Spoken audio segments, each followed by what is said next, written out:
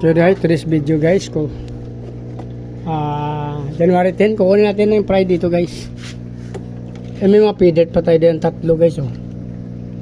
Male nga lang lahat yan, wala tayong female pala na iwan guys.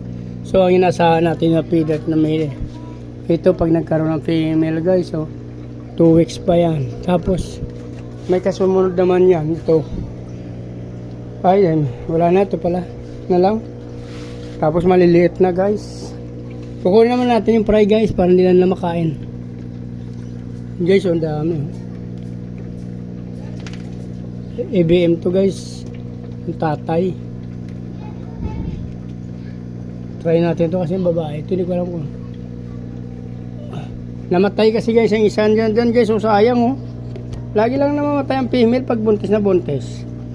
Tinutusok pa kasi nila guys. Hindi natin nakukuha. So akala ko kasi hindi pa naman siya manganak. So bigla na lang nag-drop pala dito guys. Magpapakain lang sana tayo. So yun na nga, ilan na lang yung female dito guys. Ano lang, maghanap na tayo niyan panglagay dyan guys. Daragdagan na lang natin yan. Pangalawang female na tong namatay. Kawawa naman siya guys. Meron pa dyan pala oh. Buntis na rin yun. Hindi ko alam kung feeder yung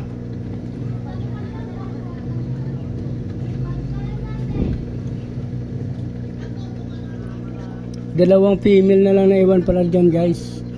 Sinamatay na nga itong isa oh. So nakakuha tayo ng fry nila guys. Marami-rami na rin oh. 2 kasi parang first fry lang ata ito ng female natin guys. 2, 4, 6, 7, 8 piraso guys. Ito atin feeder. Next week natin ito isama. Balak ko rin ito i-reserve para magiging future breeder guys. Sakaling wag naman natin dinadalangin pero baka may mamatay kasi sa atin nga male. QC to guys, ang ganda nito mga anak. Yung parent nito ang bilis mag-breed. Napakabilis, napakadami. Kaya makita niyo yung fry ko guys sa feeder, halos karamihan QC. Napakagaling ng mga parents guys. Ang bibilis. Actually meron ako doon na crossbreed yung sa panganay niyang anak. Yung unang anak niya, na-cross ko doon sa unang anak ng Jim. Same feeder sila guys. So, nakakuha na tayo doon, naisama natin dyan. So, maliliit pa. Abangan na lang natin. Abang na lang kayo guys, marami tayong out na feeder. Ayan. So guys, so mahina na yung pam niya. Lakasan natin.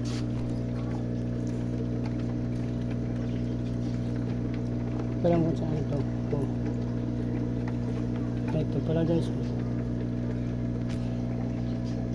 Eh, hindi naman to. Akala ko yun na guys. Mali ito. Ito pala guys oh. Dito pala siya guys. Tatal ko lalakas. Ito. Lakasan natin ito. Dito sa kabila. Ito mahina rin to guys. Ang gaganda rito guys ng ating mga albino red tail oh. Pati may ang female nila dyan, gaganda. Yun o.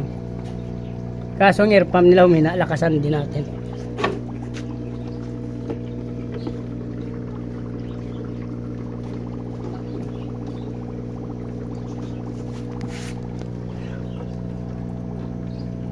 So yun na guys, nagkaroon na o. Ganyan na lang guys, para may hindi naman sila masyado ma-stress. Malapit na rin magbugayan guys, nakabuga na yung isa dyan. So abangan na natin ulit yung isa. Buntis-buntis na rin yan guys oh. Tago. Ayan guys, yan. Yan. Gaganda ng mga female sa male dyan guys. Paramihin din natin ang lahi na to. Kaya dito na lang muna guys. Update ko na lang kayo ulit guys. Abang-abang na kayo. Marami tayong lalabas na mga strains na magaganda. Albino red tail, albino koi, feeder, yellow king cobra. Yung blue lace natin mukhang namatay kasi yung kanyang male guys, kaya na-cross na natin doon sa RDSS. Dito na lang guys, please like, follow, subscribe guys. Sama nyo na notification bell para araw-araw nyo mapanood ng ina-upload ko na video guys. Maraming salamat sa inyo. Sana mabuhay kayo hanggang gusto nyo. Bye bye!